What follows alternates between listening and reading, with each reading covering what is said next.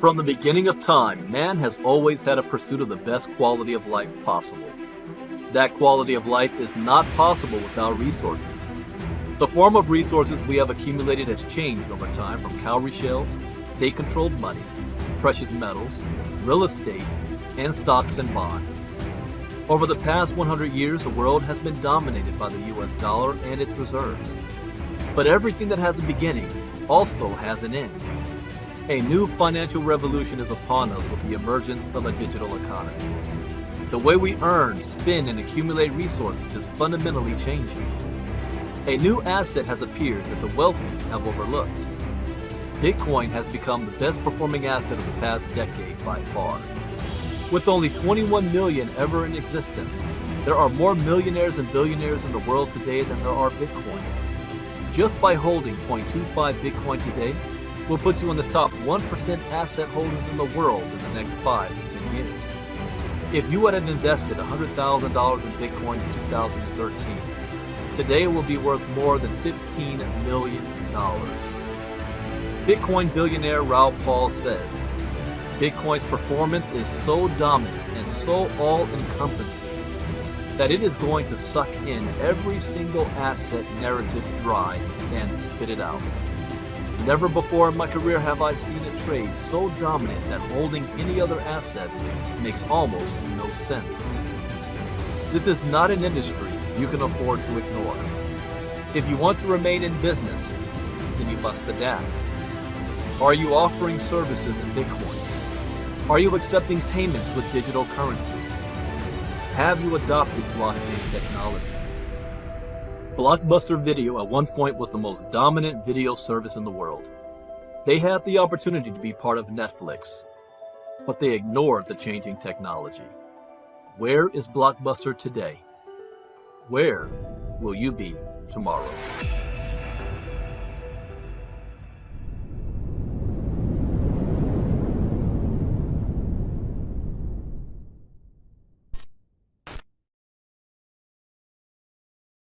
I want to ask a completely different question for you, Tom, because he's our overall ETF maven here. We have seen a spate of new Bitcoin ETF offerings recently, including from BlackRock.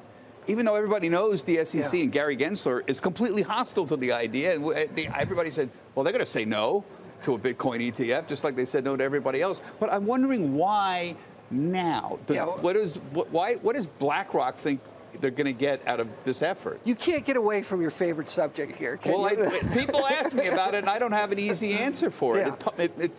I always think I'm missing something here. I think you're right. I think your sniffer you think usually I'm missing is something? No. I think you're onto something. I think your sniffer is always really pretty good, Bob. If BlackRock all of a sudden has filed for a Bitcoin ETF that's not futures based, it's spot Bitcoin, right. Okay? And Gensler said, no way, that's not going to happen. But at the same time, they're bringing together some pretty good partners from a custody standpoint. They've got Bank of New York Mellon. They've got Coinbase. Right. They've got an agreement, a surveillance agreement with NASDAQ to help with the security aspect of it. So they're trying to show the SEC that they're putting all the safety provisions in place to give them the confidence, to give them that acceptance of their application. I think the big thing we know is Gensler said, we're not going to do anything there unless we have the exchanges regulated, and Coinbase is not regulated. But that's my question. Do you think this is going to change their mind? I can't without the clear regulatory authority, and they're not getting a bill through Congress. So now he's just resorted to essentially suing everybody. He's trying to regulate essentially by filing complaints. Yeah. I don't see how this changes. If anybody can get it done, would you bet against BlackRock? No. You know, they're the behemoth, right? They're the. That's why I'm thinking. I still don't quite get. Yeah. How are they going to change his mind? I mean, if they can partner with Coinbase and say, look, you agree to get regulated, what would that do to your business? Imagine institutional investments, just 1% allocation to Coinbase, and what that would mean. We're talking about a lot of money. Yeah. So there are a lot of people like you that are saying, is this finally the time? Is it going to happen? We're going to follow this very carefully, folks, because, again, they're not going to waste their time. Yeah. Trust me, Yeah. BlackRock isn't, if they don't think they have some chance Sure. of doing something here.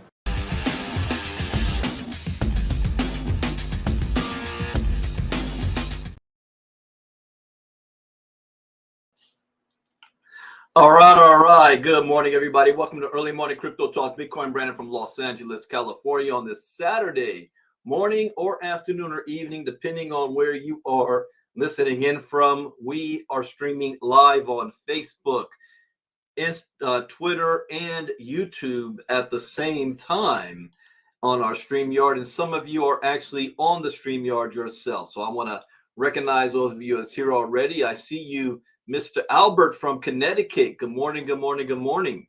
Martha from Mexico. Good morning. I see Miss Marnita Casa from Colorado. Also, Janelle from Colorado. I got Janelle right there. I see Kenny Taylor from Los Angeles and Perez from Rochester, New York. Let's see here. I see Linda Wright. Good morning. Jacqueline from the ATL. Kevin Strausser from Georgia.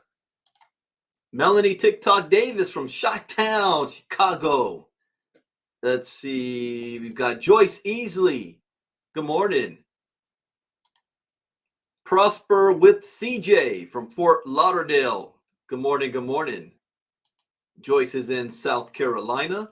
Got Steve Randall from Memphis. See Neil Brooks. Good morning. Grand Rising from Plantation, Florida. I don't know who that is. Facebook user. I see another Facebook user from Savannah, Georgia. Hope you guys are recovering well from that Hurricane Idalia. Miss Peterson from Durham, North Carolina. Good morning. Victoria from Texas. I see Prelvis Lofty from Corpus Christi, but is in Memphis. All right. Memphis once again. Elton from Massachusetts. I see Frank from Texas. Welcome, welcome, Frank. So welcome, everybody. My name is Brandon Ivy from Los Angeles, California. I'm the founder and CEO of Ivy League Crypto Academy, ILCA for short. As a disclaimer, I am not a licensed financial advisor to be giving financial advice. I read the news, share information for entertainment, training, and educational purposes only, and it is up to you to make your own informed, intelligent decision on which direction you want to move into. So we're going to do something special today. I'm going to read the chart to see what the crypto market has done over the past week. Okay, I see that's Sonia Barnes from Plantation, Florida. Oh, my man, Richmond. Good morning, Richmond. And I see Darlene, Durham, North Carolina, Michael Pendleton from Maryland, and Jamal from Pasadena. So this morning, I'm going to read the charts, and then I only have one, and we may get to two articles. The big one is how to protect your crypto. And as you saw when we just got started, I played a video of financial experts pondering over BlackRock, and they're just confused on why BlackRock is in this space. But at the end, they say they must know something because they're not going to do anything unless they're sure about it. And there you go. They're sure about this, which means we are on the eve of an introduction of massive adoption of crypto from institutional investors. In other words, from real money, trillions of dollars of money, which is why I wanted to do, if I can this morning, two articles. The first is how to protect your crypto because it is about to get very volatile, and there's going to be with so much new money coming to the space, the hackers are going to be out in full force with the goal of separating you from your money. That's their only goal. So you've got to be able to have the fences up to be able to protect your money. And then the other article is the $1 trillion crypto opportunity. Real world asset tokenization. I'm going to probably play a video of Larry Fink himself, which is the CEO of BlackRock. He's a billionaire, but he's not the richest man in the world, but he is one of the most influential men on the planet. When he speaks, trillions move. Okay? So yeah, you can be worth $2 billion. But somebody worth 2 billion may not be able to move markets like that. But this guy, when he speaks, $15 trillion in the world is paying attention, at least. So I'm going to play his video and then I'm going to read this article. The real world asset tokenization. Get used to the term RWA. And we have a very short window right now. Very, very short. Normally I don't share on Saturday because I only keep this for my paying inner circle members. We talk about it on our inner circle. But I will just say this. The bare minimum, you have until April of next year. Bare minimum. After that, it's going to take skill. So if you're brand new and you have absolutely no skills whatsoever about crypto, you have from now until April to accumulate as much as you can. Don't worry about what the cost of any crypto is. That's irrelevant. Whether it goes up or it goes down is irrelevant. It's just about accumulating from now until April. After that, does that mean that the opportunity is no longer here? No, the opportunity is still here. What it means is that you're going to need to have a little bit of skill to know what to do, when to do it, and how to do it. All right. I hope that makes sense. So after, let me make sure I'm on the right screen. Yeah, here we go. So after April of next year, you're going to need to have skills on what to do, when to do it, and how to do it. And actually, that's when I'm going to end up starting to make the most money I've ever made in my life. The years between 2024 and 2029. Those years right there, I already know. I'm going to end up being able to make the most amount of money, not off investments. Investments is something else. I'm going to make a whole lot more on later on, but I'm talking about from my own efforts of working and the movements I make during those years will set my family up for the next 100 years. I hope I'm making sense there. I'm going to say it one more time. Between 2024 and 2029, whatever I do during those years is going to set my family up for the next 100 years. All right, let's look at the charts. Now we are week to week, so let me refresh this. This is last time I did a public crypto talk was last Saturday. And that's right, Richmond knows what's up. We got two halvings taking place during that time, the 2024 halving, the 2028 halving. After that is game over. After the 2028 one. Crypto prices. We've got the market cap is up 0.4% in the last 24 hours at 1.087 trillion. Bitcoin dominance is at 46.4. Ethereum is at 18.2. Let's look at week to week. So Bitcoin is down 0.4% in the past week. Ethereum down 0.6. BNB down 0.9. Ripple down 0.4. Down 4.7. So the market is down overall on the week for most tokens here. A few of them are outliers. Bitcoin Cash went up 5.5. Leo token 2.9. Ooh, Stellar dropped by 7.3. Ooh, Hedera dropped by 14.7. Let's look at the best performers over the past week. Toncoin 28.6. XDC Network 13.4. So these are the outliers on an overall negative week for crypto. These were in the positive. Maker, IOTA, Thorchain, Bitcoin Cash, Mantle, Bitcoin SV, Leo Token, Tokenized Exchange, Doge. All right. Then let's worst tokens perform. Sui Figures, Hedera, Qcoin, Rollbit, Optimism, Pepe, Internet Computer, Stellar, Render, Axie Infinity. Arbitrum. Yeah, okay. This just keeps going. So we'll see if what the market does next week, starting on Monday. All right, let's get into the article I wanted to today. This is for everybody's benefit. How to protect your crypto in a volatile market.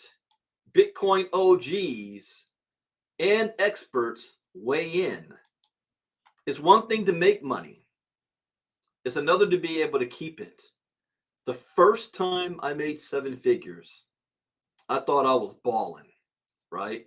If you've never made 7 figures before and you get there for the first time, and if you ever have the feeling of what it's like to have all of your bills paid and you still got a gang of money in the bank, and you start small. Imagine, because most people are living paycheck to paycheck. You get paid, the money's already gone. But what it's like when you pay all your bills and now you have an extra $2,000 in the bank. You pay all your bills, now you have an extra $10,000 in the bank. You pay your bills, you have an extra $50,000 in your bank. All your bills are paid. Now you're like, dang, what do I spend money on? That's the first thing you're thinking about. Well, you have all your bills paid, you got $1 million. You might lose your doggone mind. I did, I made 7 figures, I lost 7 figures. And then I realized 7 figures isn't enough. The more money you make, the more you realize, wow, I made last month 42,000 last month. And that's not enough. Now, 10 years ago, if I had made $40,000 in 1 month, I'd be losing my doggone mind like I won the lotto ticket.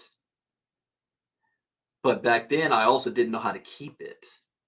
See, I know how to do that now. That's why I'm realizing that's not enough. I had a $10,000 day just a couple of days ago in 1 day. That's not enough. I write down my expenses. I write down the investments that I want to do. And I'm like, yeah, I need to be at least bare minimum 60 to 70,000 a month, bare minimum. But there's levels to this. So when you get there, how do you keep it? I'm also shocked by a lot of people that I know making money in crypto, and they refuse to get educated, and they don't know jack squat. And I tell them, you pay attention to this stuff, man. Come to my 5-day challenge. You're gonna lose your money. And they laugh at me. They look at me like, whatever, B. All right. Don't say I didn't warn you. So what tools can we use to protect our money? Now, this is an opinion piece from magazine, so I'm going to see if, based on my knowledge, if anything that they share is true or not, or can I learn something new?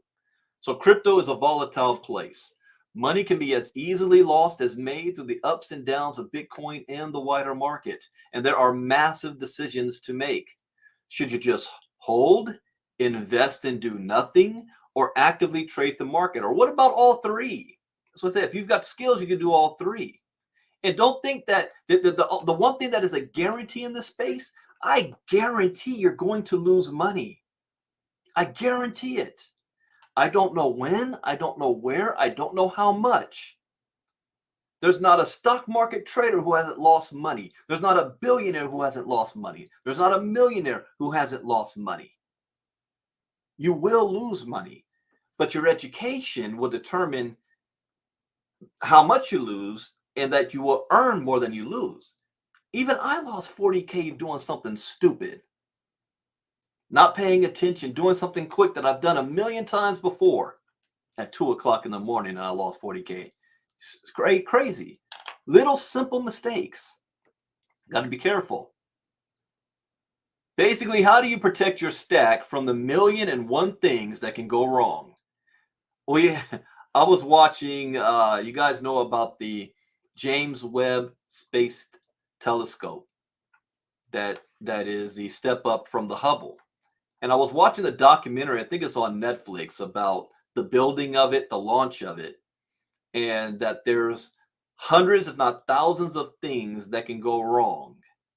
And there was, I think they counted up 400, and I forgot the term that they used, but it's 400 challenges that if just one fails, the whole project's a failure.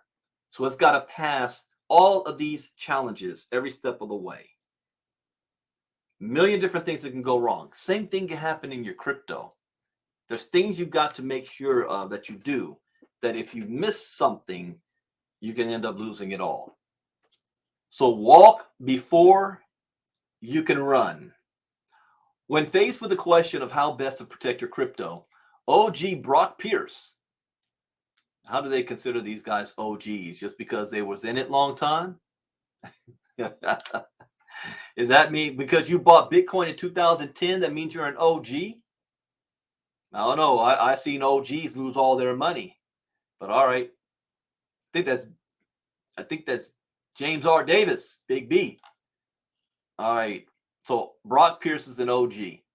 The former presidential candidate and co-founder of Tether and Block.one points out that not everyone is in the same place. Brock Pierce ran for president. Early noobs looking to begin their journey might go to Coinbase and purchase their first $20 or $50 worth of crypto. And it's not an investment in crypto, but an investment in yourself. However, the moment you have a material investment, and that is a different amount for everybody, then it's important to understand the basics of holding and investing in crypto. I agree. It's always better to walk before you run, to walk in baby steps, and don't let FOMO, fear of missing out, cloud your judgment. This is a marathon, a long game, so take your time and be informed. I agree. Last night, Mr. Day 5 Herschel Crow talked about aha moments, and a lot of people, their first time in crypto is because they see somebody on Facebook talking about a new meme coin coming out, and you got to buy it on a DeFi exchange. They got to use Uniswap or PancakeSwap. They don't know what Trust Wallet is. They don't know what MetaMask is. They don't know that they might have to get a Binance Smart Chain. They don't know that they have to get Ethereum. They've never bought Bitcoin before, but they're afraid of missing out, and they're rushing through trying because they want to be the next Shiba Inu millionaire or Dogecoin millionaire overnight. No. Take baby steps. I don't care if it's only $5 you start with. Buy $5 worth of crypto and practice moving it from one wallet to another. Start there. I know one guy who lost more than $30,000 because his first major transaction was $30,000 and he didn't know what he was doing. If you're going to do a big transaction, always do a small amount first just to see it go through. Make sure it goes through. Make sure the wallet address was correct before you send a huge amount. Self-custody for safety. Pierce repeats this mantra. Not your keys, not your coins. That's true. This is one of the most widespread pieces of wisdom in the world of crypto, where people are encouraged to take responsibility for holding their own crypto rather than outsourcing it to an exchange that can get hacked. But there are dangers with this approach too. And if something goes wrong, there is no centralized bank authority to reset the passwords or refund money lost to scams. It's like holding cash under the mattress. The entire responsibility rests with you and is referred to as self-custody in crypto. Say, what? I have over 1,000 Ethereum I can't withdraw and lost the key. Oh. Ooh. Ooh. At most, I have about 730 something Ethereum that I can't withdraw yet. But I didn't lose the key. That's because of stupid Nugent. But 1,000 Ethereum. Oh my God. That's got to be $2 million. You lose the key, it's gone. Self-custody is the key to safe trading, according to Itai Avneri, Deputy CEO and Chief Operating Officer at INX Limited, the first and only fully regulated end-to-end platform for listing and trading both SEC-registered security tokens and cryptocurrencies. I got to ask you, Richmond, because you're not somebody that is new to crypto. You lost the key? Did you have multiple copies, but you lost the key? God dang. Self-custody is the key here, especially when thinking about digital securities and not just crypto. Trading on a centralized exchange that provides the confidence and protection of regulation, and at the same time, trading in a decentralized manner when the customer holds his or her own assets. Generally speaking, your wallet, your keys, your assets. That's true. Also, have multiple wallets. Don't put all your eggs in one basket. I've got wallets all over the place. So in case something happens to one, it doesn't, you're not locked out from all your others. Oh, you were moving to a new house and you misplaced it. That's 2 million plus today. Eventually Ethereum's going to be worth $40,000 a coin. 40, let me dream of that. Dang. $40,000 a coin at $1,000. 1,000 coins a piece. That's 40 million. Whoo. All right. Generally speaking, your wallet, your keys, your assets. This is the best way to protect yourself from a sudden hold on withdrawals or other events we witnessed in the past year. But Bitcoin billionaire Tim Draper of Draper VC says that while that's true, institutions aren't keeping funds on a ledger in a drawer. I no longer believe that my dollars in the bank are very safe. That's true. Billionaires don't keep their money in the banks. They are subject to political winds and inflation. That's true. The safest personal money is BOL, Bitcoin on ledger. I never really use cold storage devices that much because I always keep my crypto in flux. But in ledger, the other ones kind of had some problems. But I might need to take another focus on that. The latest cold storage wallet is BOL, Bitcoin on ledger. The safest institutional money is BAC, Bitcoin at Coinbase. That is true. Even all my issues with Coinbase, I have no doubt that Coinbase can lose all of your money. They are the most scrutinized exchange on the planet because they're in the United States and they've been around for a long time. And they're going to end up being one of the biggest banking institutions in the world. So they're the most heavily regulated. So they be doing shady stuff all the time, but I never have any doubt that, my Bitcoin or any crypto will be hacked in Coinbase. I also, though, will never use Coinbase as a long-term storage wallet. I only use Coinbase for beginners to get crypto for the very first time, and then I move it because, in my opinion, you don't have the private key on Coinbase, and they can freeze your account, hold your account for whatever reason if they cooperate with the government for whatever reason. So that's issue. But as far as you losing it, that's not going to happen with Coinbase. Diversification. Don't just buy eggs. Pierce points out that people advanced in sophistication can look at investing yield farming or decentralized finance. Yield farming is not as profitable as it used to be, but decentralized finance is about to have a brand new explosion. This allows people to not only protect their crypto, but also look at increasing it through earning yields. But again, this involves risk. He emphasizes the importance of investing in your own education. Oh, your own education. What do you think I do? And notes the importance of diversification. If you are participating in those markets, then you by necessity take on the counterparty risk associated with those platforms. And how you mitigate those risks is through diversification, but not having all your eggs in one basket. If any one asset fails, it won't wreck your entire portfolio. Hey, how many times do I say that as well? Don't have all your eggs in one basket. Diversification in crypto is tricky as Bitcoin and the rest of the market tend to move up and down at the same time. But Pierce warns against putting too much money in more volatile coins. And I have changed my strategy over the past year. I had a strategy 2 years ago, and I switched it up beginning of this year, where I'll share with you guys. And normally it's just the inner circle I share this with, but I'm no longer have this huge altcoin portfolio. I'm bringing it down, and there's only maybe up to 10 coins that I'm going to be, for like my long-term wallets, accumulating, and maybe only 3 that I'm really going big on with my portfolio.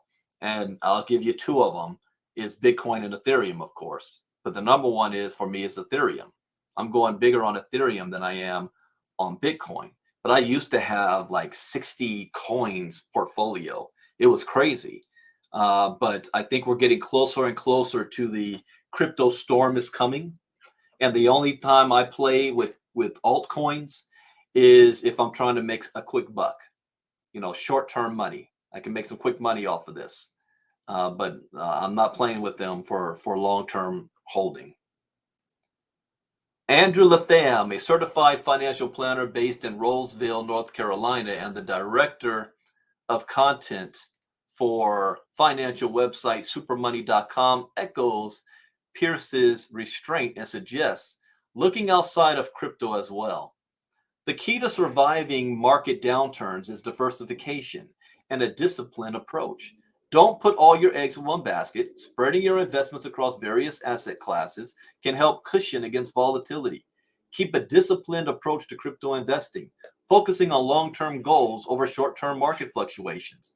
And while crypto investing is often a little bit too interesting for its good, he says, successful investing is often the opposite. As the old adage goes, investing should be more like watching paint dry or watching grass grow. That's true. If you want excitement, take $800 and go to Vegas. High conviction bets. Sometimes it makes sense to be overweight in a blue chip, market leading token, though, as Warren Buffett's 50% portfolio allocation to Apple shows. There are plenty of Bitcoin only holders, but Lakov Levin, the co-founder of the new DeFi investment platform Locust Finance, leans heavily on, what did I just say? Ethereum. Like I tell you guys, education is key. When you're educated, you get verification of your knowledge by reading stuff like this. So I'm on the right path there. Levin suggests Ethereum is the blockchain which is used as a fundamental for the financial evolution of the 21st century. It is a hub for hundreds of protocols that build value for its users. Holding Ethereum is similar to holding a fraction of the internet and value it provides to users. It is truly a remarkable financial opportunity, and I agree. Although I do think they're going to have competition. Who would like to know who I think their main competition is going to be? You might think, what, Solana? This is going to shock you. Ethereum's main competition for smart contracts, layer 2 NFTs is going to be Bitcoin. What? You're not ready for that yet. It's going to be Bitcoin. And I'm ready for it. I'm heavily invested. Levin notes that Ethereum's holders can stake their assets. And this is what I say, those who don't know will laugh at that. What are you talking about? Bitcoin don't do no freaking smart contracts. Bitcoin doesn't do NFTs. The scalability is low. The cost is too expensive. Transactions per second is too slow. How in the world is that possible? That's why Ethereum is doing what it's doing. If you want to know how, keep following me. Pay attention to what I post. I talk about it every day. I do presentations on it 4 times a day. Send me a message. I'll clue you in. I do not think that ever in human history we saw a deflationary asset that generates consistent yield and has potential for such innovation. That's right. That's another hint. A tool to stop losses. A tool to stop losses. Pierce is sanguine about overall market dumps if you are positioned properly. If the market falls by 10%, take the hit using something like a stop loss and try to recover in the next run. Well, this is those who are traders.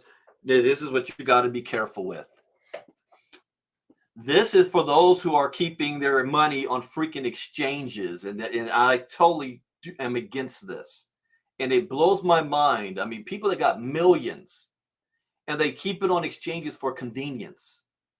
And sometimes they probably have a bot attached to an API doing automatic trades for them, or they leave it there in case there's a huge market swing somewhere and they can make trades very quickly. The problem with that is what happens if FTX goes down? Quadriga CX goes down. Binance has issues. You lose all of your crypto.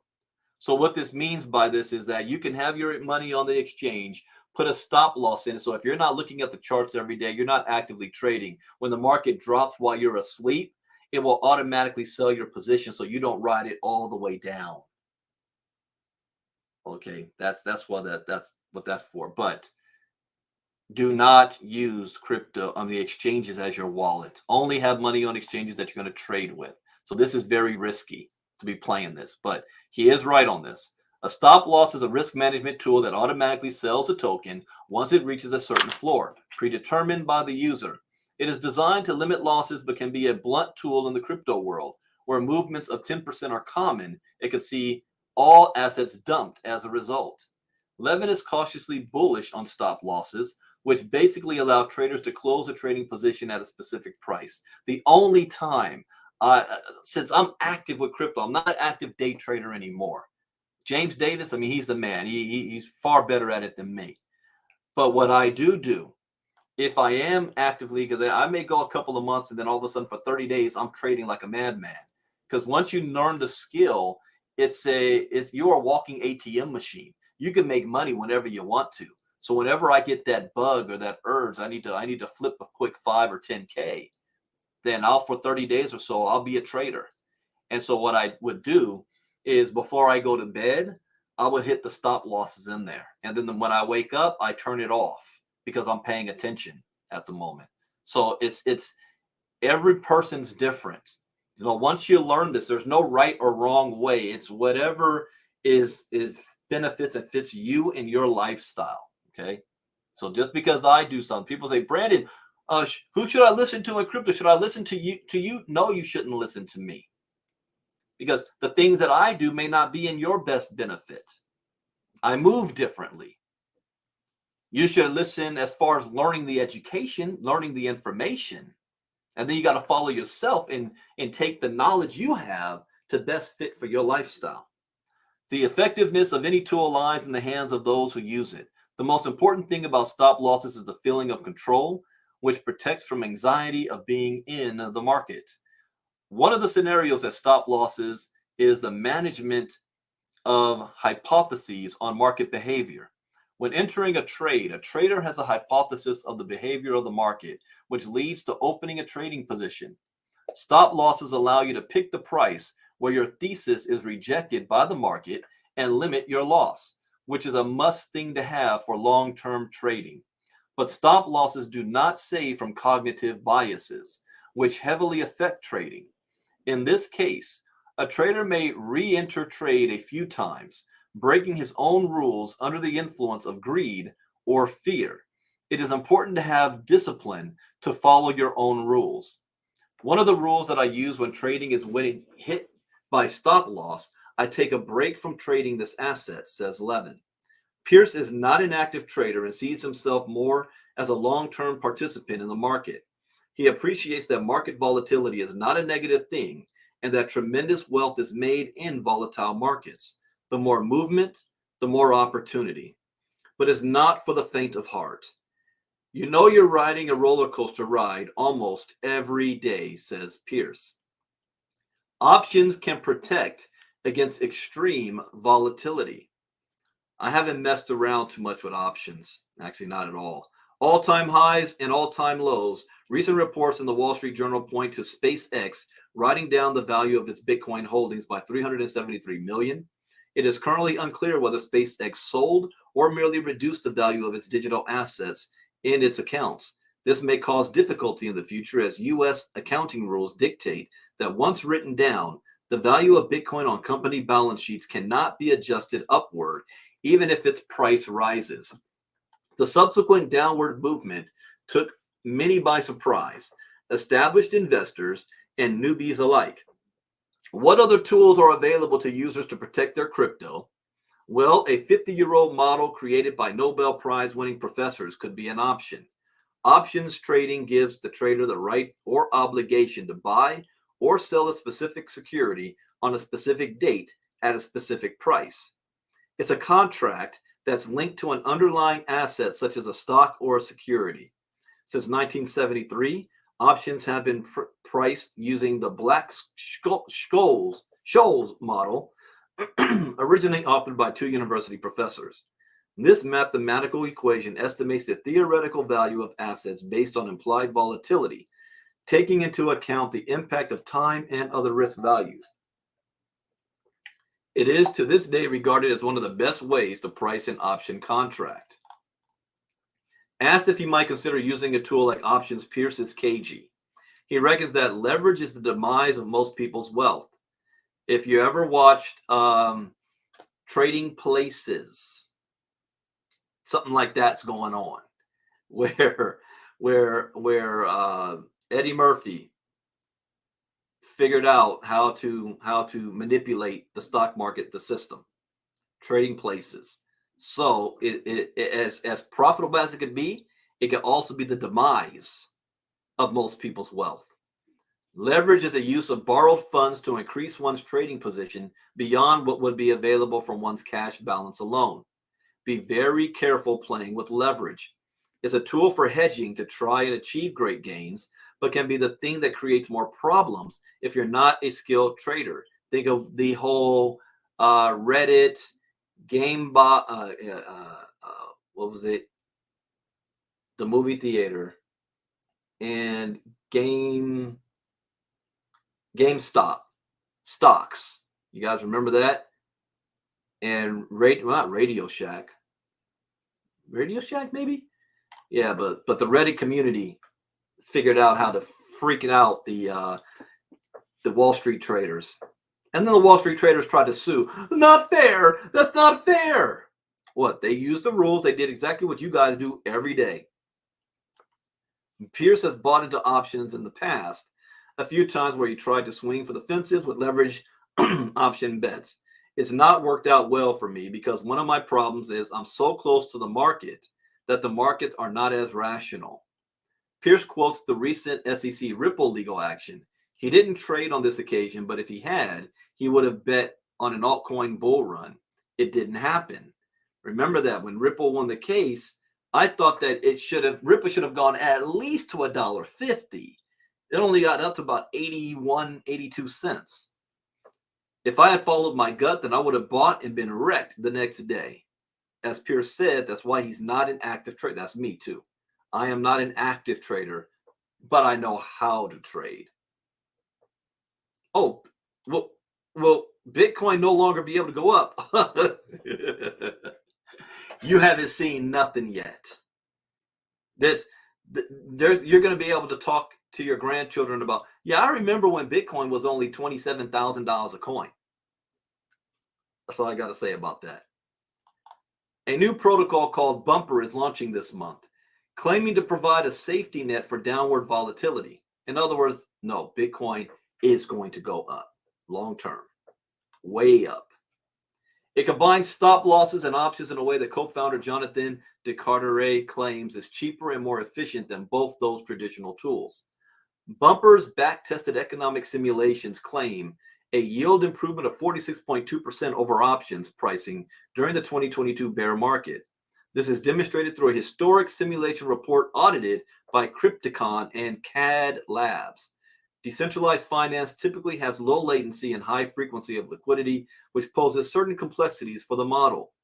Options desk make great use of pricing risk, but have to add their costs on top. Bumper evolved a now half-century-old Black-Scholes equation to leverage all the unique properties of DeFi, such as pooled liquidity, smart contracts, and protocol composability. 2 years ago, we raised $20 million in funding to create a superior crypto equivalent. Don't fall foul of crypto scams, okay? The membership program CryptoLock.ai enables users to save up to 90% of compliance and recovery expenses in case of a crypto breach. Not surprisingly, CEO Roger Ying says to focus on prevention. CryptoLock.ai. That is new to me. Not CryptoLock, CryptoLock.ai. I will research that one later. Maybe on Monday morning, Inner Circle, we're going to look at that. Crypto users need to be educated on ways to prevent, secure, and make sure they are not transacting with illicit entities. Otherwise, they may be implicated in a crypto crime, he says. Furthermore, there are a growing number of ways to monitor your crypto on the blockchain and may be immediately notified of unintended transactions and stop them before they get confirmed.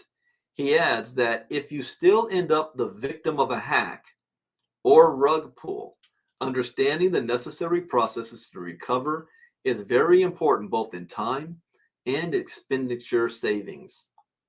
Holding as a safe course. Okay, so yeah, so that was a typo, so it is CryptoLock, not CryptoLock. Thank you, Michael. CryptoLock.ai. So, of course, holding large cap cryptos is probably the safest and easiest way to maintain a position. Pierce recommends using cold storage provided by hardware wallets as a safe way to keep crypto. Back in the day when I started, we used paper wallets. You'd have it a new device and you'd print out the keys, laminate the paper, and chuck it into a safe. That's old school. Sorkin is very direct in his holding actions. Buy Ethereum, stake it in Lido. Okay, the only people who can stake Ethereum, first of all, you got to have at least about 32, 33 Ethereum. Receive LDO and find ways to stake LDO. Otherwise, just buy Bitcoin and forget about it completely. Until late 2024, I'm going to go even further. Buy Bitcoin and forget about it completely. If you're brand new and don't know nothing, until 2029. The next 5 years, you will be in very good position. Latham says the key to holding is patience and conviction. Invest only in cryptocurrencies that you believe have long-term potential and can withstand market downturns. Regularly review your holdings to ensure they still align with your investment goals. Time in the market does beat timing the market. Oh, I like that. Time in the market beats timing the market. But that only works when you pick cryptocurrencies that don't flop. So it's crucial to vet your investments carefully. That's a good one. I'm going to have to remember that one. All right, that's a good article. I hope you guys learned something new out of this. I'm going to save this one.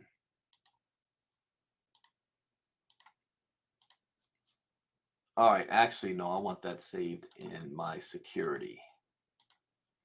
All right. Then we got this one. The $1 trillion crypto opportunity. As important as the last one is, the last article is about keeping your wealth. This is following the river of money. You guys, if you know me, you hear me talk about it all the time.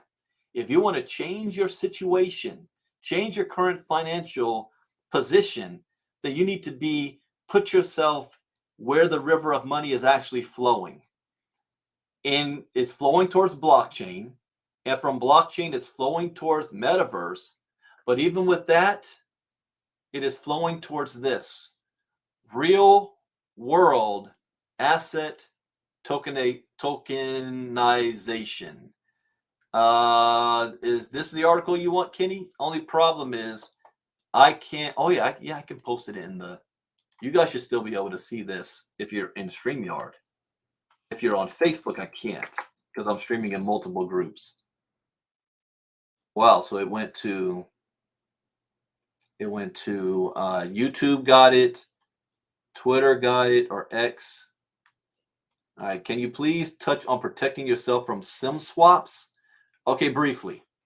And really, that's iPhone users have that problem. Well, iPhone users mostly cloud. Yeah, no, iPhone users have that SIM swap. Here's how I protect myself from SIM swap. I don't have my crypto all on my freaking phone or in the cloud. That's how you can protect it from a SIM swap. Don't have your private keys on your phones. Don't have your passwords on your phones. Have multiple points of verification with 2FA and passwords. So that's the only way I can say that, because if somebody can get access to your phone and you got all your crypto and all your information in your on your wallets on your phone, then you're at a loss. If you're using wallets also on your phone, make sure that you have the fingerprint ID, where, like on my phone, even if somebody were to get into my phone and then they were to open up my wallet, the only way they can get in is if they've got my thumbprint. And I also have it set up on my two-factor authentication. So they can't just push the button and the app opens up. So a SIM swap, they still wouldn't have access to that. But that's a good question for another day. I have to spend some time on that, and I'll pull up some good articles to talk about that. So the $1 trillion crypto opportunity, real world assets, this is where the future of money is. And if you don't believe me, I'm going to play a video right now of one of the most influential men in the world that many people have never even heard of. And his name is Mr. Larry Fink. Now, Larry, at the beginning of this video, Larry Fink is going to act like he don't know nothing about Bitcoin and crypto. And it's a lie. Because as the video goes on, I want you to watch for certain things. I'm not going to stop and pause it this time. I'm just going to let it play through, and I want to get into this article. But I want you to watch how he changes his position.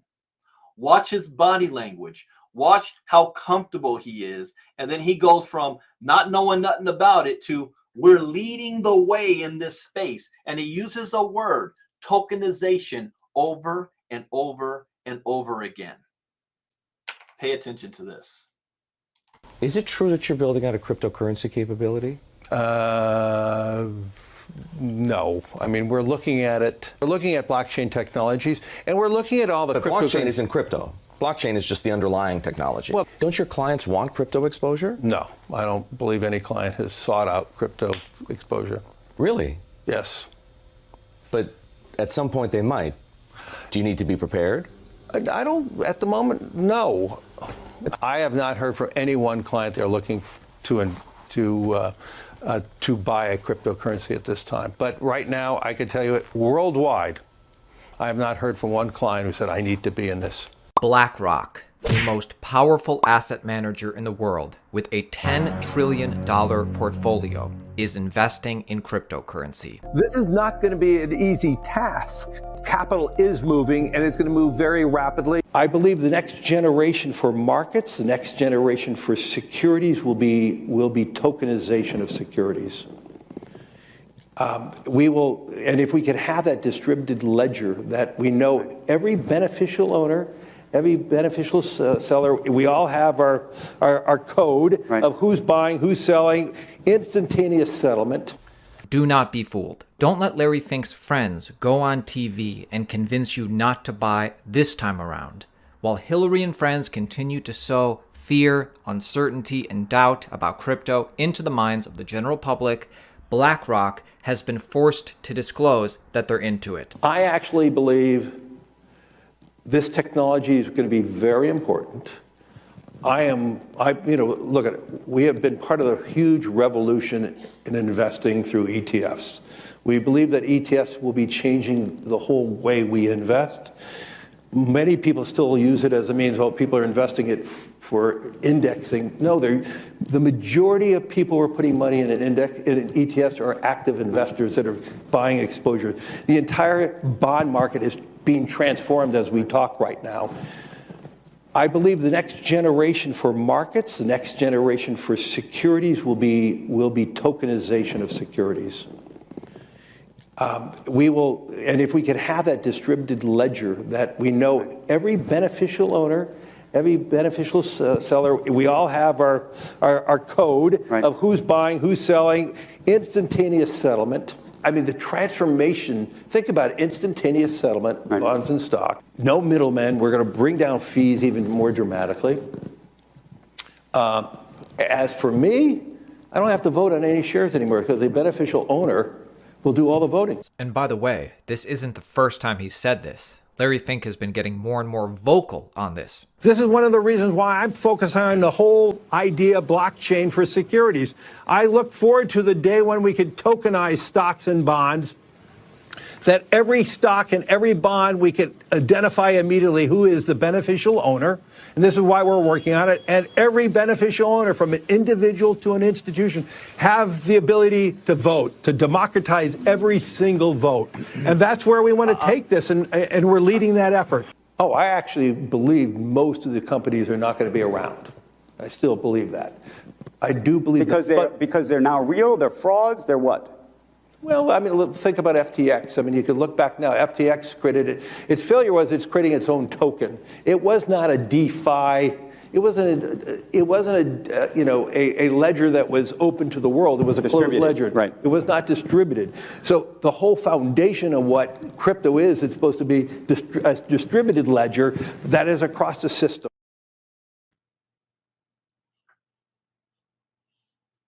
All right. Let me stop share screen for a second. There's a whole lot going on right there. This is a gentleman who speaks through body language. You don't even need to listen to what's coming out of his mouth. He's also a guy that you don't want to have him, if you're trying to keep secrets, you don't really want to have him in front of the camera, because he's going to give away all your secrets as he says one thing and he's doing another. He's doing a lot of this. And he gave even something else away. And I only know of one person so far who said something to me who caught on to this. He said, we all have our little codes. That's all I'm going to say on that one. But anyways, the importance of what he is doing is bringing more than $15 trillion of exposure into the crypto market on the tokenization side. The tokenization. So now I want to share screen again. And let me move this over there. Cancel. Share screen. All right. Share. And Brandon, do you think crypto is going through a short-term downtrend? If so, I really don't care short or upturn right now. At this stage, I only care about one thing, the Bitcoin halving next year. So if you're asking me, when do I think it will go back up? I think that it's going to have at least one huge downturn one time before the next bull run. But I can't predict when that's going to happen. I have a general area, but from now to then, the market may do this. I mean, it can go anywhere between 45K as an all-time high all the way down to 15K as an all-time low. But I'm looking at the bigger picture, the macro picture here. I don't care what the price of crypto is right now. I'm not trying to make a quick buck.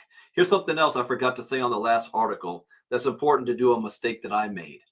When I was making a lot of money in crypto, I was also living off of crypto. So I was spending my crypto when I should have been saving my crypto, stockpiling my crypto. And I lost millions and millions and millions because of that, because crypto was fueling my lifestyle. So as a suggestion, make sure you have a source of income coming in that can cover your living expenses so that you never have to touch your crypto. I would also suggest, even if you start making more money right now, do not increase your lifestyle right now. Wait a few years before you start to have a jump and an increase in your lifestyle, no matter how much money you make. All that extra money should be going into your portfolio, into your investment. I mean, Kobe Bryant, 2014, invested $6 million in Powerade water or juice.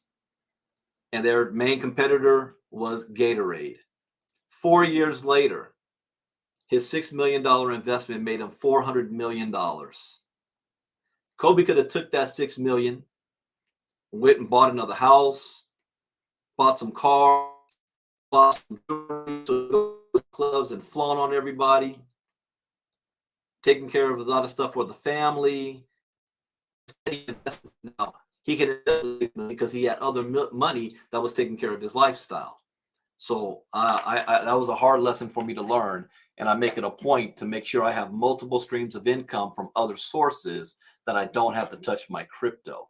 That's the most difficult to do. Anyway, video.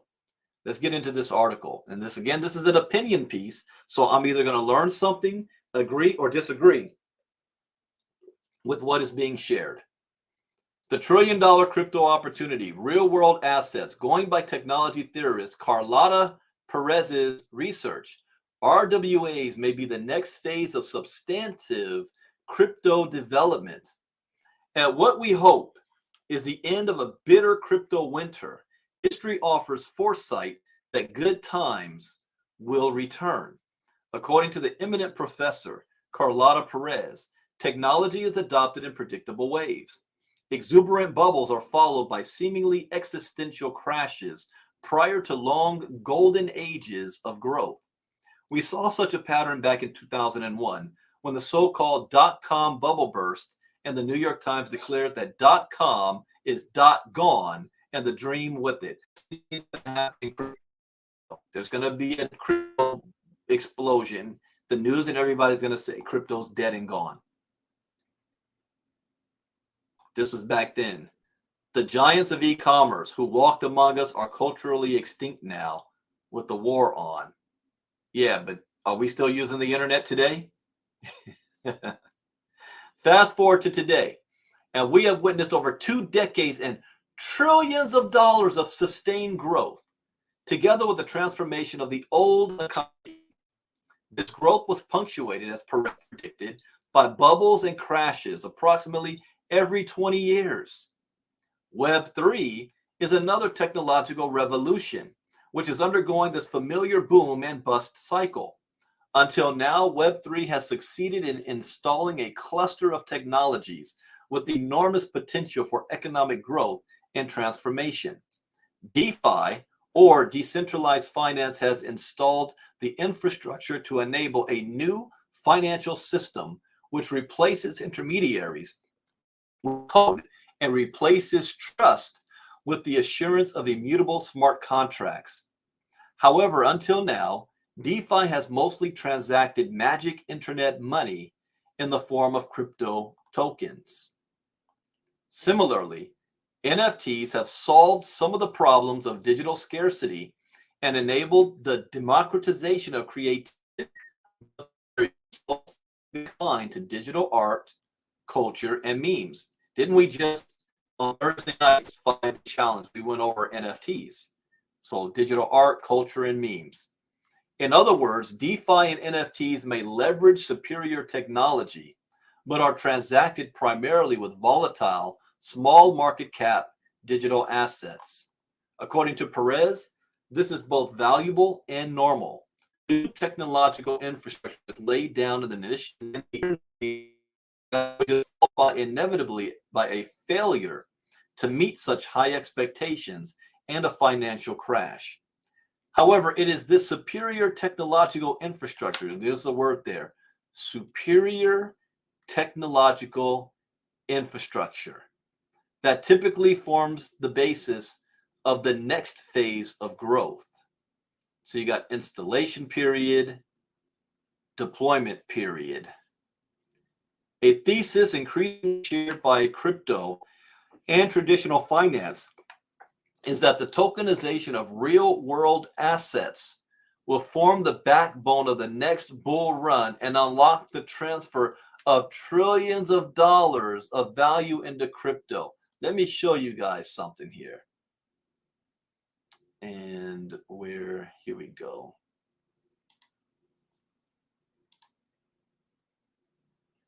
When we look at the current wealth of assets, I'm not even care about the generations, but let's look where baby boomers got private business, 7.9 trillion, real estate, 18.3 trillion, equities and mutual funds, 19 trillion, pensions, 16.2 trillion, other assets, 13.8 trillion. We're talking about combined, where's that number? Millennials, and where's the combined number? Baby boomers, Generation X, should be about like 190 something trillion combination, 156 trillion on half of the nations, and that's just in America. The crypto market cap right now is just 1.08 trillion. So what happens when this money comes into crypto, into the digital space? And Bitcoin is still the granddaddy of them all. What happens to the value? $27,000, $26,000 of Bitcoin right now is pocket change compared to what is, we've gone under 26,000, 25,899. It's pocket change. Or I could use, where's my other visualization? When we look at all of the world's money, this is crypto right here. That's crypto. Look at the rest. Fed balance sheet, billionaires. Do you think these billionaires can afford to buy 1 Bitcoin, 10 Bitcoin, 100 Bitcoin each? Gold, Fortune 500, stock markets. Remember, crypto only represents maybe 3 blocks. Money supply, global debt, global real estate, tokenization of real estate, 280.6 trillion. Again, that's crypto, 1 trillion. And that's not even the biggest yet. Global wealth, 360.6 trillion.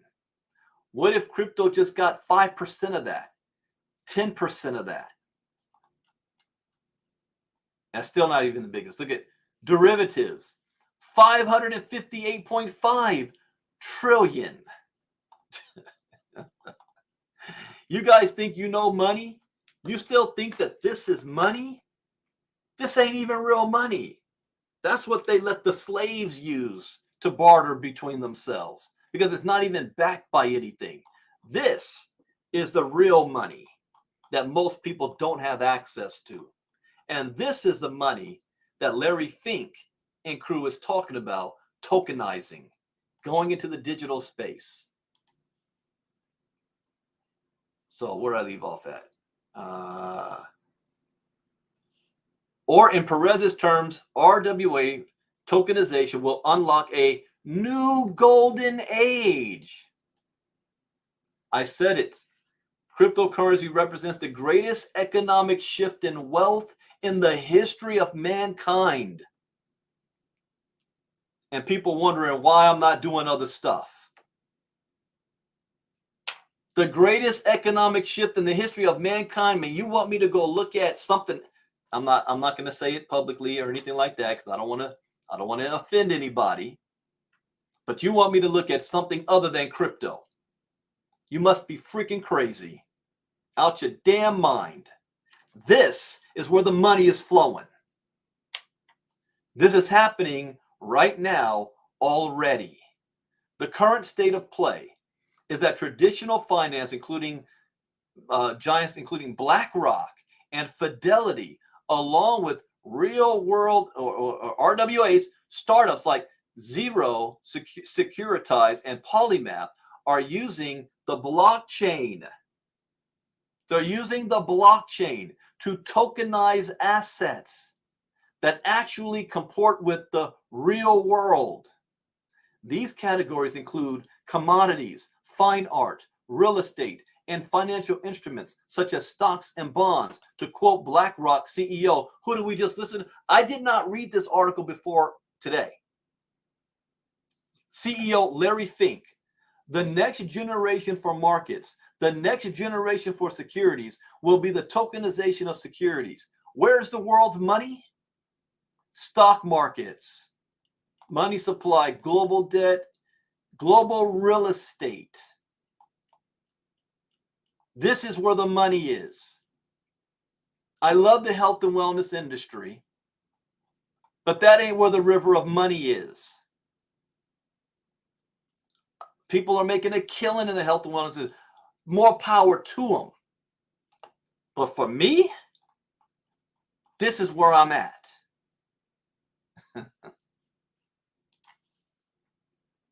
Happening right now. Here, RWA tokenization merely reduces the role of intermediaries, whilst enabling faster, cheaper, and more transparent transactions. However, the full potential of Web3 technology is not yet being fully realized. So, as an entrepreneur, I'm like, how can I find any opportunities that's going to help build this? And I get in on the ground floor. That's where my head is. However, the full potential of Web3 has not been realized, since most RWA tokenization platforms require trust and some sort of intermediary to honor the redemption of the tokenized asset. If the intermediary evaporates, then so too can the claim on the underlying asset. This problem is referred to as the physical asset oracle problem and can be demonstrated with this example.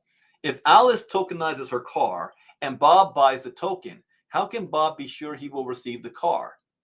Okay, that's legitimate. That's not something blockchain can solve directly, as it always involves some amount of human coordination and trust. However, there is an alternative, more natively Web3 way of addressing this problem. Instead of tokenizing physical assets directly, protocols can lock up parties' commitments to execute a commercial exchange as a type of forward contract, encoded within smart contracts and tokenized as redeemable NFTs. When a dispute happens, it can be handled by an algorithm encoded within a smart contract that refers it to decentralized dispute resolvers. The result is trust minimized tokenization, exchange, and settlement of RWAs. How crypto tokenization can go wrong and how to do it right, okay? Such protocols provide a more rigorous answer to the fundamental question of tokenization. How can we ensure claims are met and convey the same level of assurance as DeFi, since transactions cannot be reversed, rescinded, or censored? This level of assurance provides harder tokenized RWAs whose reliability enables them to be the foundations of a smarter, more programmable economy. Okay, right now we have to ask, how do we, if there is a sale that happens in the real world, how is that sale enforced? What agencies or programs are in place to ensure the transfer of an asset from one to another? There's an entire industry based on this. We've got the law system, we've got the court system, we've got the banks that have been the mediators between it, and we've got the law. We've got police. You've got the SEC. You've got the FTCIC. You got all these agencies. Same thing is going to be needed to enforce if a blockchain transaction takes place of a real world physical item. Then something is going to need to be in place to ensure, I don't want to use the word force, but ensure that the owner in the real world also transfers that asset to the new owner in the real world. In other words, that's what that means. As the world's leading blockchain academic, Professor Jason Potts notes, now that we can tokenize all the world's physical products and services into a common interoperable format, list them within a single public ledger, and enable market transactions with low cost of trust, which are governed by rules encoded within and enforced by the underlying substrate, what then? Then computable capital enables programmable commerce, but more than that, it enables what we might call a Turing-complete economy. Once Web3 technologies such as DeFi and NFTs are fully utilized to harden tokenized assets, we will not only enable a programmable Web3 economy, but also a $1 trillion opportunity. $1 trillion opportunity. I am not here to walk off my job. I am not here to make $1 million. I am in this space to become a billionaire and create generational wealth for my family. And I have a timetable on when to do this over the next 10 to 15 years. And it's in stepping stones. 1, have enough money to live off of. 2, earn enough money, not only that you're living off of, but that you can start to invest and build your portfolio. 3, get to a point where now you can start letting real money work for you. You're not doing $500 investments or $2,000 investments. You're doing $250,000 investments and $1 million investments. And then when those flip, and you can flip that into 15, 20 million, then you can start doing what Kobe Bryant types does. And you find a new startup company in this space, and you say, I'm going to give you $5 million. Give me 10% ownership of your company. And then 3-4 years later, that company gets bought out by another company for $2 billion. And now your $5 million is worth $200 million. Do you see how this works? I want to create a $10 million investment fund company.